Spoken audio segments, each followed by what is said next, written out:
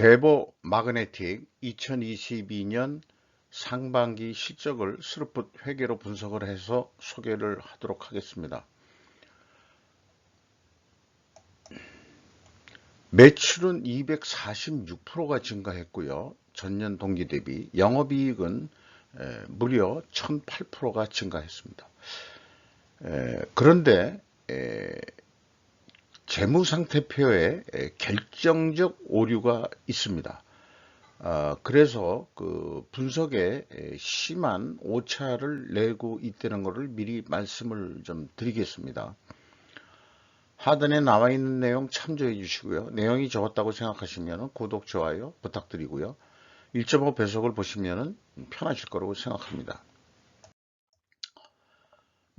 저도 그 유튜브를 좀 잘 보고 있는데, 유튜브에 이 MTN 머니투데이 9월 2일자 그 방송에 대보 마그네틱이라는 데가 소개가 됐습니다. 거기에 그 제목을 자원부기와 핵심은 광물 아닌 정년 이라는 제목으로 IRA 법안 목적은 중국의 자원부기와 견제 의도, 핵심은 자원, 정년.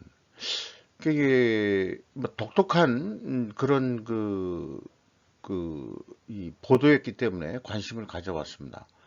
그리고 또 그 정년이라는 거를 거기에서 그 설명하는 것을 보면은 재련을 마친 광물에 섞인 불순물을 제거하는 과정이다. 이렇게 설명까지 하고 있습니다. 두 캐스터가 다 모두 여성분으로서 진행을 한 건데요. 이 거기에 또 이렇게 그 요약된 거 보면은 또 이제 그 주식 방송이다 보니까 목표가가 75,000원이고 손절가는 50,000원이다. 이렇게까지 의견을 얘기를 하고 있습니다. 거기에 정리된 내용을 보면은 광물 정령 과정 중국 의존도 70%, 비중 축소 노력, 미국 IRA 법안 수혜 기대감 확대, 2차전지 전자석 탈철 장비 제조기업이다. 소재 인가공 사업 진출, 업사이드 기대감 확대, 이렇게 좀 나왔는데요. 대단한 기업인 것 같이 얘기를 했습니다. 그래서 이건 회사의 그 제품인데, 어떤 그 금속을 현재까지는 하는 건 아니고, 자기네들이 그 표현한 거 보면 어떤 이 소형 어떤 이 정년 기계라고 얘기할 수 있나요? 그런 것 같습니다. 그 EMF라고 건식 EMF라는 게 있고 습식 EMF라는 게 있습니다. 그래서 건식에 대해서는 이렇게 좀 천천히 좀 읽어 보시면 되겠고요. 습식도 그렇고 그렇게 되는데 이 건식은 당사가 일본 경제협회에서 생산하고 그 다음에 그 습식 EMF는 전 세계적으로 당사만 생산 가능하다 라고 표현하고 있습니다. 그런데 제가 알고 있는 지식으로는 정년이라는 용어는 그 건식 재련 후에 재련이 건식 재련이 있고 그 습식 재련이 있거든요. 건식 재련 후 불순물을 제거하는 과정을 정년이라고 하는 것으로 알고 있는데 싸잡아서 모두 그 재련 후에 다시 정년한다는 식으로 얘기를 하고 있거든요. 그래서 그걸 좀 잘 모르는 것 같다. 그 습식 재련은 그 별도로 그 전 단계의 정액 공정이라는 게 있습니다. 이것은 그 기술적으로 이미 확립되어 있는 거기 때문에 트리지라는 거에 확실하게 그 규정이 되어 있습니다. 그러니까 약간의 그 지식의 그 차이가 있는 것으로 이렇게 보이고요. 그 어떤 방송에서 보니까 IRA 법안 출제자의 의도를 잘 모르겠, 이 출제자의 의도를 알아야 된다는데, 솔직히 저는 그 IRA 법안이 좀 광범위해서 그런지 몰라도, 이 의도를 솔직히 다 완벽하게 그 소화를 못하고 있습니다. 근데 어쨌거나 그 뉴스 보도에는 상당히들 그 많이 아는 것처럼 얘기들을 많이 하셔가지고 그런갑다, 그런갑다 하는데, 그렇다고 해서 제가 뭐 IRA 법안의 구체적인 내용까지 그렇게 이 습득할 만한 수준은 못 되는 거고요. 어쨌든 지금 뉴스에 나온 대로 중국 중국에서 만들어진 그 전기차용 그 소재를 쓰면은 이 전기차 보조금을 안 주겠다는 게 그 핵심으로 그냥 이해를 하고 있습니다. 자, 뭐 일단 그렇고요. 그래서 대보를 분석을 하게 됐는데, 시가는 그 59,900원으로서 그 전년 동기보다 18,550원이나 크게 이제 뛰긴 뛰었습니다. 그래서 장부 가격이 665%로서 매우 지금 그 높게 평가를 받고 있는 중이네요. 주주명이 이렇게 좀 나와 있습니다. 개인 그 주주들 그 특수관계 친인척 내지는 혈족으로 보여집니다. 아이고, 죄송합니다.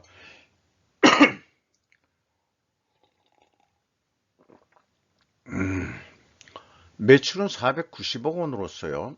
전년 동기 대비 245.9%나 증가했는데, 매출에 비례하는 매출재료비는 251.2%가 증가했습니다. 크게들 증가했지만은 이 재료비 증가율이 더 높습니다. 이것은 그 재료비가 그 가격이 인상이 된 것에 비해서 이 판매 가격의 이 인상률은 약간 뒤처진다. 이렇게 이제 분석을 할 수 있겠어요. 스루프톡에는. 그래서 스레풋은 239.6%가 증가했는데 스루풋률은 0.8%가 하락을 했습니다. 운영비용이 150.2%나 증가를 했습니다. 그래도 결과적으로 그 스루풋률이 크게 증가했기 때문에 생산성은 1.52로 크게 증가를 했고, 영업이익은 74억 5,500만 원입니다. 근데 원가 회계는 이제 105억 원인데 차이가 그 30억 6천만 원 차이로 그 스루풋 회계에는 영업이익이 더 적습니다. 그러니까 100억대의 영업이익 중에서 30억 차이라면 한 3할 이상 차이가 나는 거니까, 이 원가 회계 그 영업이익과는 아주 그 커다란 차이라고 볼 수 있겠습니다. 왜 이런 결과냐 그러면 결국 그 계속해서 강조드리지만은 원가 회계는 그 재고가 증가하면은 또 가공 비율이 그 높으면 높을수록 이 영업이익과의 차이가 크게 나고, 스루풋하고 그렇게 그 차이가 나는 원인이 재고 자산이 크게 증가했기 때문입니다. 그런데 제가 이제까지 말하자면은 재무제표를 분석을 하면서 재무상태표 오류를 발견하기는 처음이었습니다. 요거는 이제 제가 그 분석 툴에서 그 필요할 경우에 활용하려고 요약표로 큰 그 대분류 정도 수준으로 해가지고 이 재무상태표를 만든 건데요. 뭐 일견 뭐 그 자산 총계하고 같고, 그다음에 부채와 자본 총계 일치를 합니다. 근데 여기서 뭐가 잘못됐냐 하는 것은 결국은 제가 그 분석 툴로서 해가지고 발견을 하게 된 것이죠. 그 오류는 이 2021년 말 그 재무상태표가 사실은 2021년도 상반기 재무상태표란 그 수치라는 것입니다. 이러니까 그게 안 맞아 떨어지는 거죠. 그 손익계산서하고. 이것으로 모든 분석은 사실상 무용지물 성격이 된 것이나 마찬가지입니다. 그러니까 제가 분석은 좀 일부 수정을 해서 분석을 했음을 좀 말씀을 드립니다. 그리고 또 이 대버 마그네틱은 그 반기 보고서 재고자산 명세 비공개로 인해서 분석을 위해서는 할 수 없이 그 재무상태표에 나와 있는 전체 재고자산을 적용해서 분석을 했는데, 아시다시피 재무상태표 재고자산을 이렇게 나와 있는데 이게 이제 그 2021년도 말 재고가 아니고 2021년도 그 재무상태표를 그대로 갖다 놨다는 거죠. 그러니까 이게 금액이 일치를 합니다. 여기에서도 처음에는 발견을 못했어요. 그냥 습관적으로 그냥 이 증가액을 먼저 찾는 게 더 중요하다 보니까. 근데 재무상태표가 틀렸다는 것을 발견하고서 재고자산도 보니까 이게 같을 수가 없지 않느냐 이거죠. 이 재고란 건 항상 변동이 되는 거니까. 그러니까 여기서도 그 잘못됐기 때문에 이 그 금액으로 한다 그러면 결국은 또 제조 원가에 그 오차가 또 발생하게 됩니다. 12억 원어치만큼요. 그래서 분석은 124억 8,900만 원을 제대로 적용을 해서 요거는 이제 연간 사업 보고서에서 나와 있는 금액이거든요. 그러니까 이것이 맞을 것이라고 이제 보는 거죠. 그래서 2021년 연간 재고자산 명세 합계액이 실질 금액이다. 그래서 12억 원 차이가 있다. 이렇게 좀 표시를 한 거고요. 그래서 이제 이쯤에서 이제 이런 건 한 사례를 보고서라도 코스피 그 시장에 등록돼 있는 상장 법인들은 대부분 그 이 분기나 반기 보고서에는 재고자산 명세하고 또 비용의 성격적 분류 내용들을 그 생략하는 경우가 다반사인데 아니 그 다반사가 아니고 대부분 그 이 의무사항이라고는 아니라 하더라도 다 그냥 수준 있게 그걸 다 공개를 하거든요. 근데 이제 코스닥 상장 등록에서는 그 금감원 쪽에서 약간 그 공시 표준을 좀 여유 있게 해주는지 몰라도 사업보고 연간 사업보고서에만 재고자산 명세하고 비용의 성격적 분류를 의무적으로 적용하고 분기나 반기 때는 생략을 해도 좋다는 식의 어떤 그 이 공시 기준이 있는 것 같습니다.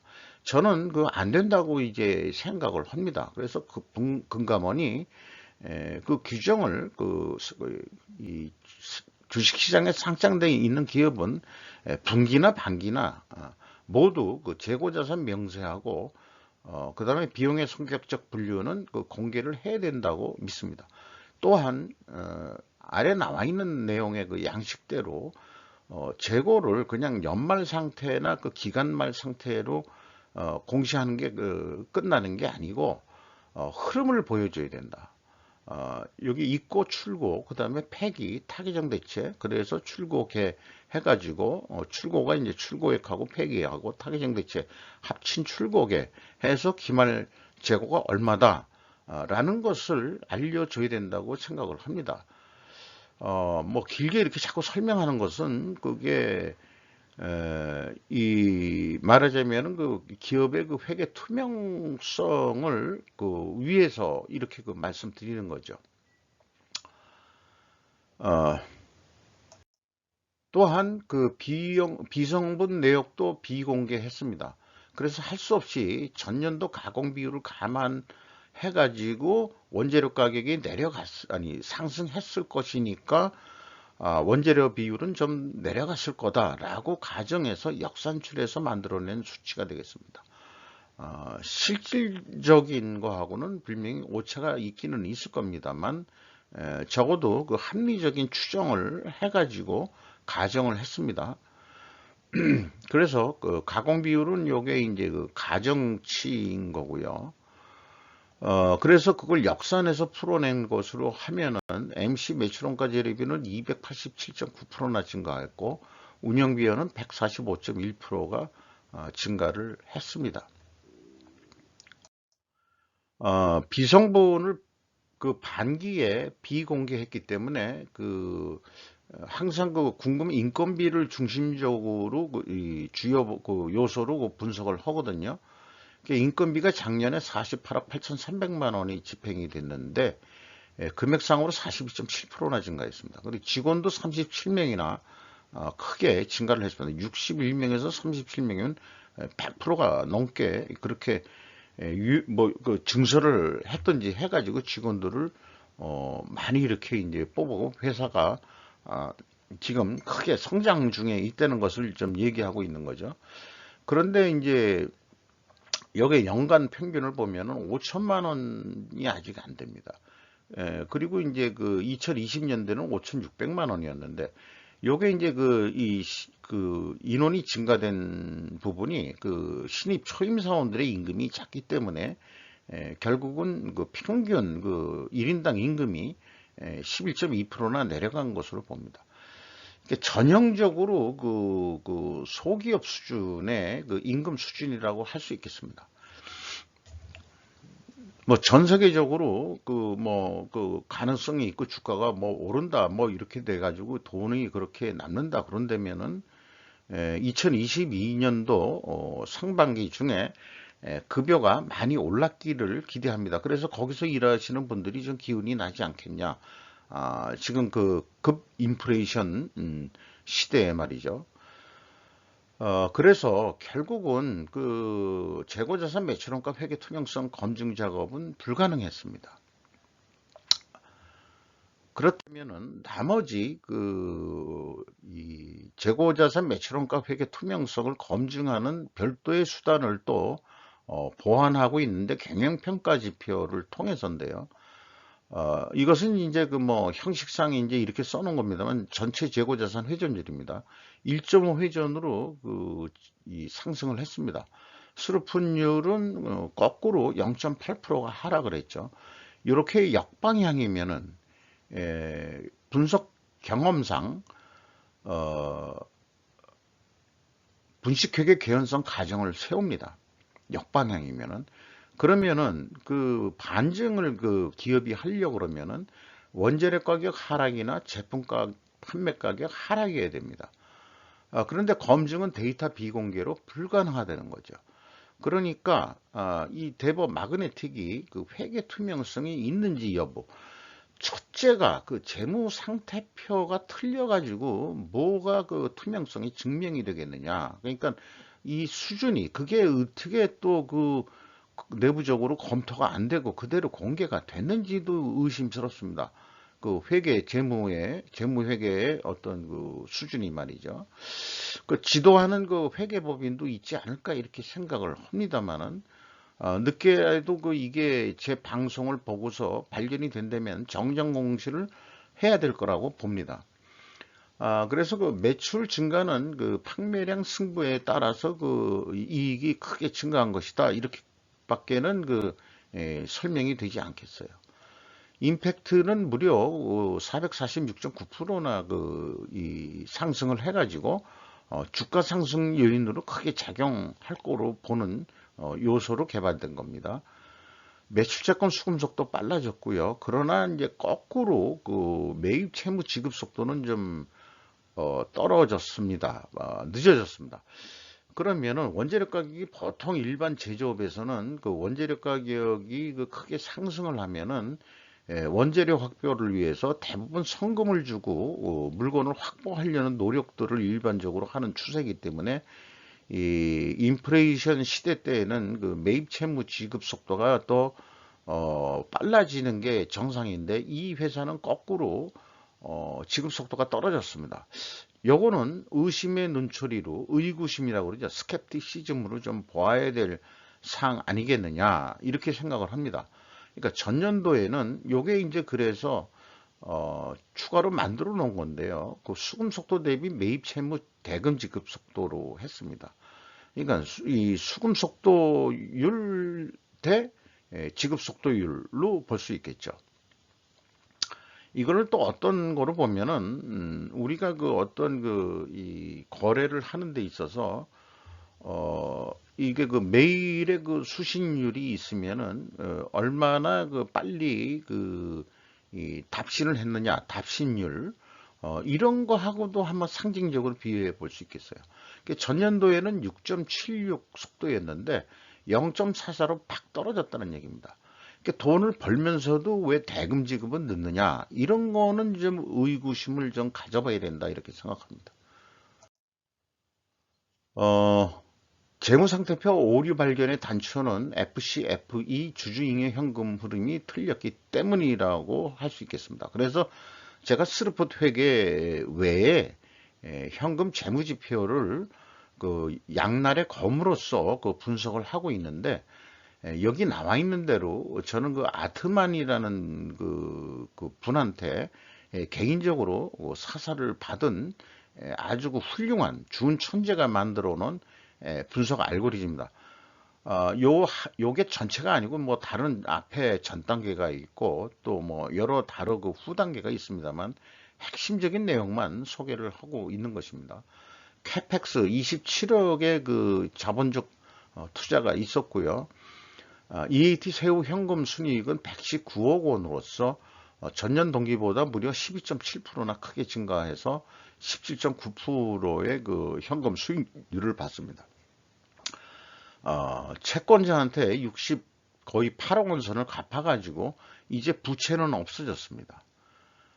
주주잉여 현금 흐름이 6,500 아니 65억 9,900만 원인데 이게 자본 변동표에 나와 있는 자본 거래 금액하고 차이가 발견이 된 거죠. 여기에서 왜 이렇게 차이가 나지? 그래서 보니까는 아까 재무상태표가 잘못됐다는 것을 발견을 한 거죠.